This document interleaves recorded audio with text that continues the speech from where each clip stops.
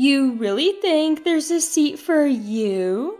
You're not blood related, just a daughter-in-law. In front of the lavish meal at the restaurant, my mother-in-law smirked at me, waving her hand as if to tell me to leave. I was trembling with anger, and as I turned to leave the room, mother-in-law stopped me. Wait, what about the bill? If you're leaving early, leave the money. With a smug expression, mother-in-law demanded money from me, and I smiled back at her. Why would I pay for a stranger's bill? My name is Maya, 29-year-old office worker.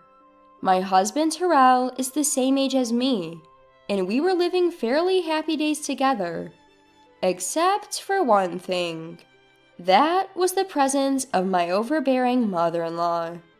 Not only was she overbearing, but she also tried to impose her ways on me. Our house is very close to mother-in-law's, so she often comes over uninvited, nagging me every time. You can't satisfy my son with that kind of cooking. Add more side dishes. In this room, what a mess. What are you doing all day at home? You're such a failure. Mother-in-law, knowing that I work during the day, would come in the evening and mock me for being at home all day.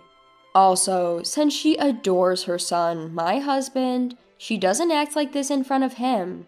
So even when I talk to my husband about mother-in-law, he doesn't believe me. If he hasn't seen mother-in-law's harassment, it's not unreasonable for him not to believe it. At first glance, she seems normal. So no matter what I say to my husband, he doesn't believe me. Perhaps thinking it's okay as long as my husband doesn't find out, mother-in-law's nagging escalated. Now she comes in with a key my husband gave her, complaining about cleaning and cooking. She also badmouths me to the neighbors, and the list goes on. I told my husband many times that I want to move far away from my in-laws, but he's been busy with a big project at work and hasn't taken me seriously. Then my husband got promoted at work. The project was a big success, so he got promoted and his salary increased. How about thinking about having children now that our salary has increased? I think it's a good idea, but if we're thinking about children, I like a more child-friendly town. There are few childcare centers here and no parks to play in. Isn't it time to move? Finally, my husband gave me a positive response about moving. I was happier about this than the news of his promotion. However, that feeling didn't last long. The next day, mother-in-law came over as usual without any notice. I was fed up, thinking she had come to nag again, but it seemed different this time. I've decided to celebrate my son's promotion, so I've reserved a restaurant.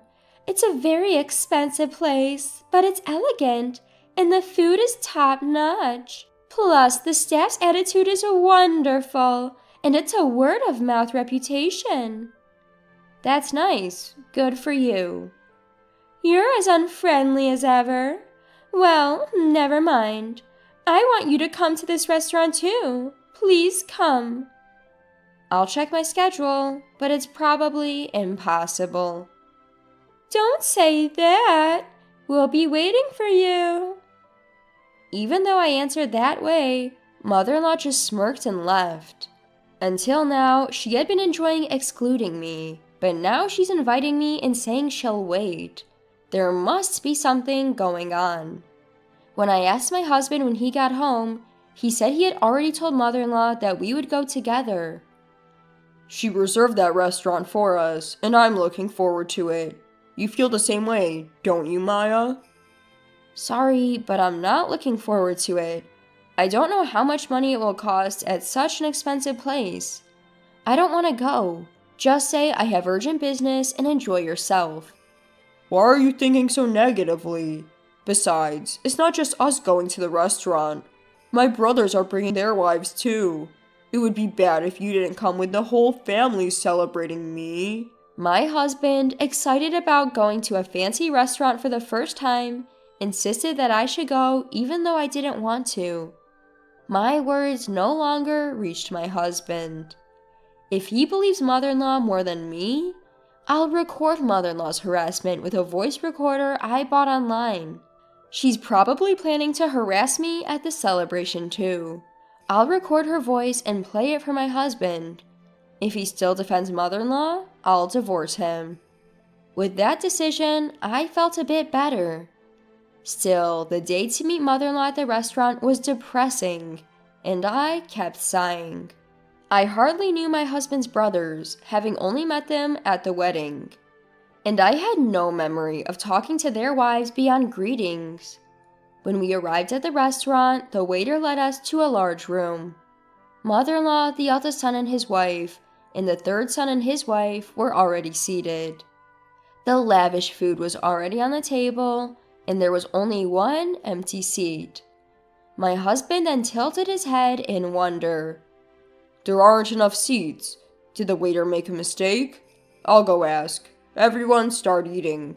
The moment my husband left the room, mother-in-law stood up and sneered at me. There's no seat for you. Why should I invite a stranger who just married my son to a family celebration? So I'll give you a choice.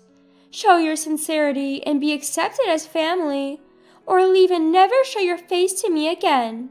Choose now.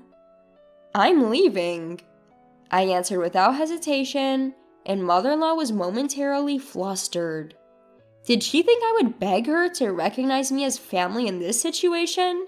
No way. Listen to the end. If you pay the entire bill here, I'll recognize you as Terrell's wife. You must be frustrated being treated as a stranger, so pay up and become family. I told you I'm leaving. Why should I pay for someone else's family's bill?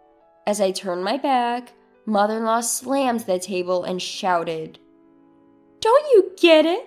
I'm offering to make you family. Are you okay with being a stranger? Pay up now.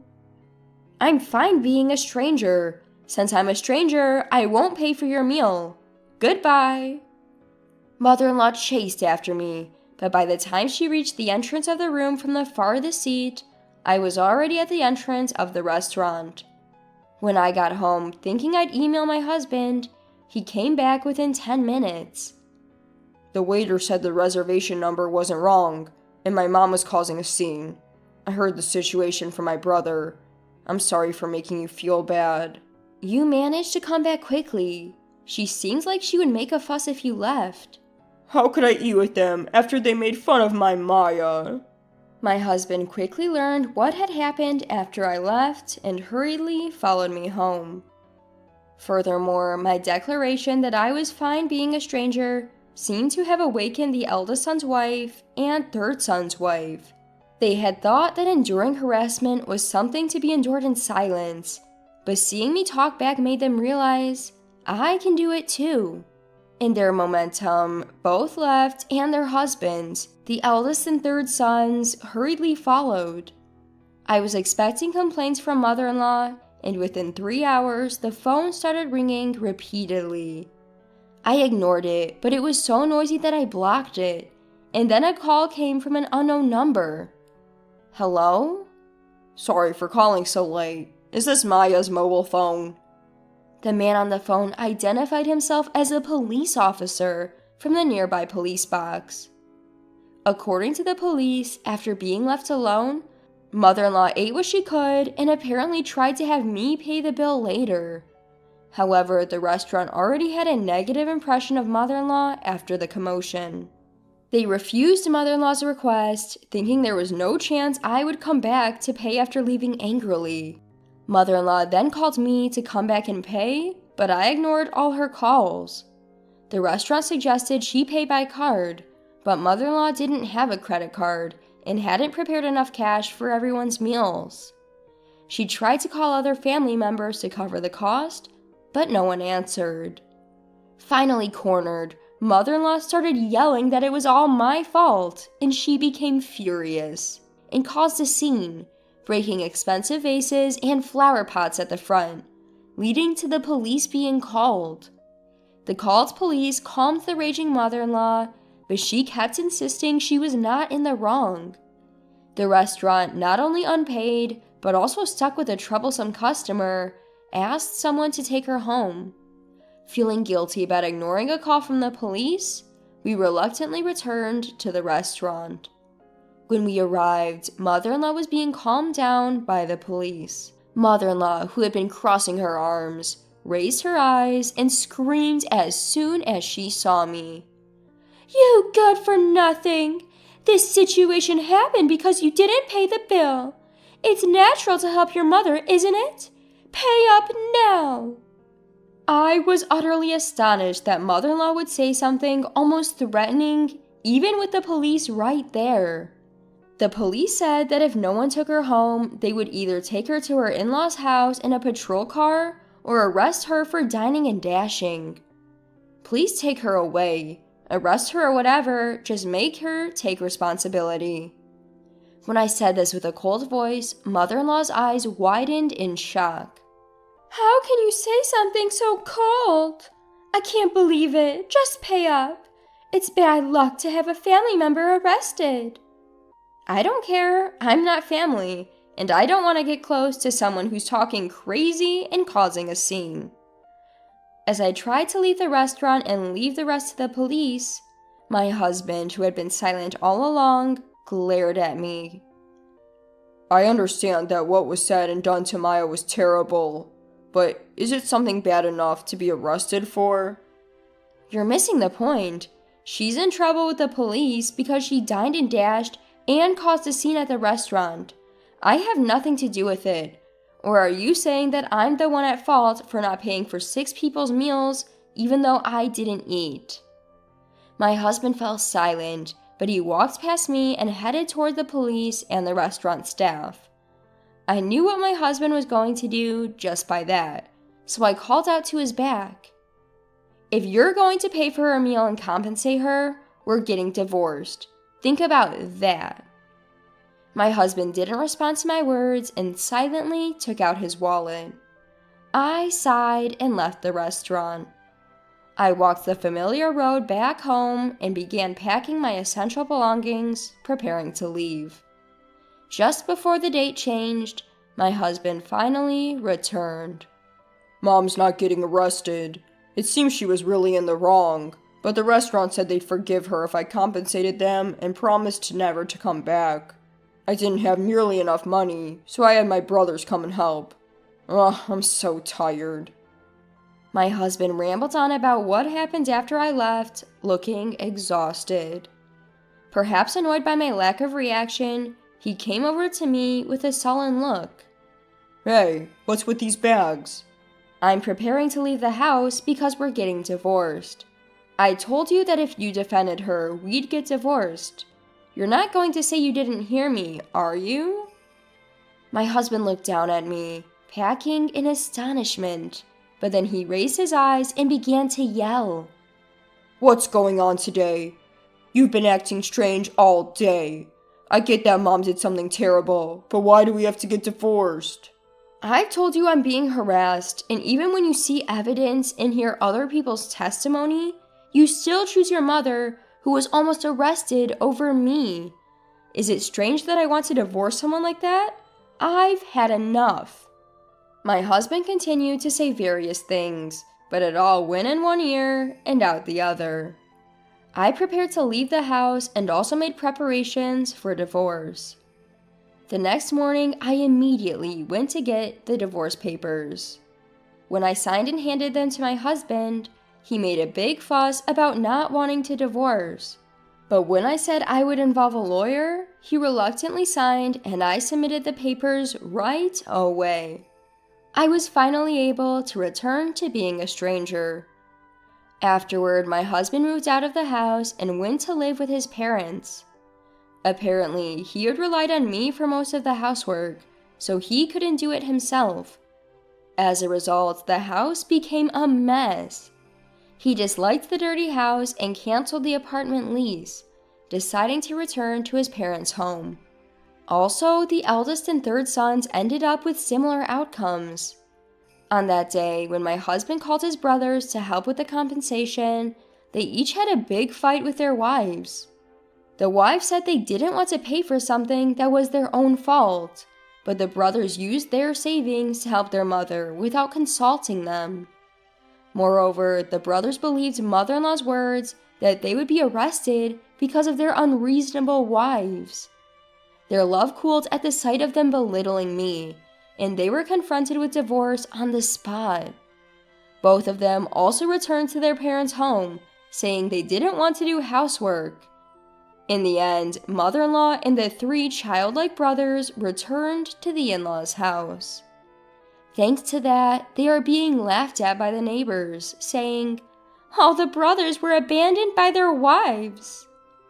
Mother-in-law calls such talk nonsense and passionately explains how useful and ungrateful we wives were. The husbands heard the story and smugly nodded, saying, I knew it was the wives' fault. Divorcing them was the right decision. However, I had a decent relationship with the neighbors, and no one believed such talk. The neighbors knew about mother-in-law's nasty personality, so they quietly kept their distance and laughed at her. Mother-in-law became known as a mother who failed in educating her sons, and the husbands became famous in the neighborhood as mother-loving sons who defended their mother instead of protecting their wives. Even though the furious mother-in-law and husbands tried to contact me, I had changed all my contact information and moved to a new house. In the end, the husbands couldn't find us and are living their lives, constantly complaining. Since then, thanks to no longer being involved with mother-in-law and the others, my days have become enjoyable. Of course, being free from mother-in-law stress is a big part of it, but making new friends has also been significant. Actually, I hit it off with the ex-wives of the eldest and third sons while going through the divorce process, bonding over our complaints about mother-in-law. Now we often go out for meals and enjoy shopping on weekends. In terms of giving me such wonderful friends, I might even have to thank my ex-husband. The day after tomorrow, we're all planning to go to a new cafe. From now on, we can do what we want. It should be obvious, but it feels more liberating than before. From now on, I want to walk our own lives without getting involved with such people. I'm also grateful to them. I think I would still be living alone if it weren't for them. The reason I'm not lonely now, and the reason I can live happily, is all thanks to them. I'm truly thankful. I hope this relationship continues forever.